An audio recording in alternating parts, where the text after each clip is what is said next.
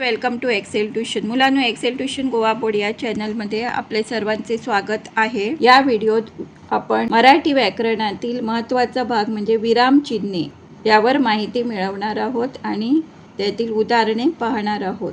तर सुरू करूया. तत्पूर्वी जर तुम्हाला एक्सेल ट्यूशन गोवा बोर्ड हा चॅनल व त्यातील कंटेंट आवडले असल्यास जरूर तुमच्या मित्रांना शेअर करा. Like, share and subscribe for more such videos. आता पाहूया विरामचिन्हे. चिन्हाचे नाव. चिन्ह केव्हा वापरतात व त्यातील उदाहरण. पहिलं चिन्ह आहे पूर्णविराम म्हणजे फुल स्टॉप. आपण असं डॉटने लिहितो. विधान पूर्ण झाले आहे दाखवण्यासाठी वापरणारे चिन्ह हे पूर्णविराम चिन्ह आहे. जसे की उदाहरण आहे इथे, मी दररोज शाळेत जाते. हे वाक्य पूर्ण करण्यासाठी आपण पूर्णविरामाचा वापर केलेला आहे इथे. दुसरा आहे स्वल्पविराम म्हणजे कॉमा. एका जातीचे अनेक शब्द लागोपाठ आल्यास त्यामध्ये जे चिन्ह वापरलं जातं त्याला स्वल्पविराम म्हणतात. उदाहरणार्थ मांडवी, नंतर आपण स्वल्पविराम लिहितो. जुवारी, स्वल्पविराम, वाळवंटी या गोव्यातील नद्या आहेत.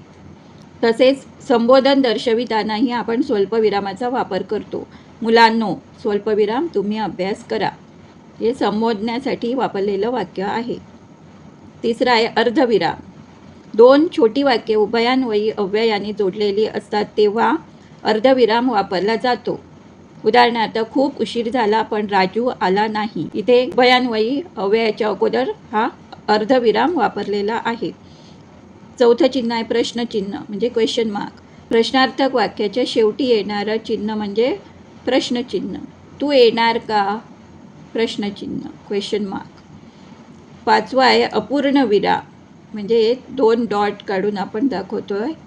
वाक्याच्या शेवटी तपशील द्यावयाचा असल्यास अपूर्ण विरामाचा वापर केला जातो. पुढील विद्यार्थ्यांची खेळासाठी निवड झाली आहे. इथे विद्यार्थ्यांची नावं दिली आहे, त्याच्या अगोदर अपूर्ण विरामाचा प्रयोग केलेला आहे या वाक्यात. सुषमा, रमा, संयम, किशन आणि ते फुल स्टॉप दिले.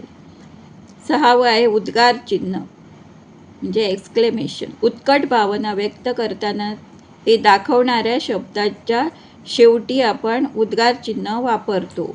उदाहरणार्थ, शाबास, तूच शर्यत जिंकशील. शाबास हे उत्कट भावना दाखवणारा शब्द आहे. त्यानंतर आपण उद्गार चिन्ह वापरतो.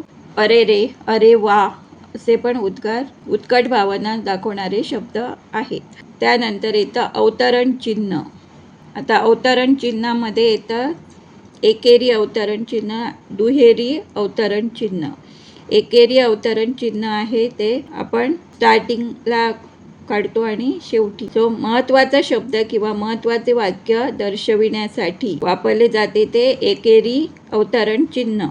झाडे लावा, इथे स्वल्पविराम दिलेला आहे. झाडे जगवा आणि हे पूर्ण वाक्य हायलाईट करण्यासाठी महत्त्वाचे आहे हे दर्शविण्यासाठी इथे जे चिन्ह वापरले जाते हे कॉमा आहेत त्याला एकेरी अवतरण चिन्ह म्हटले जाते.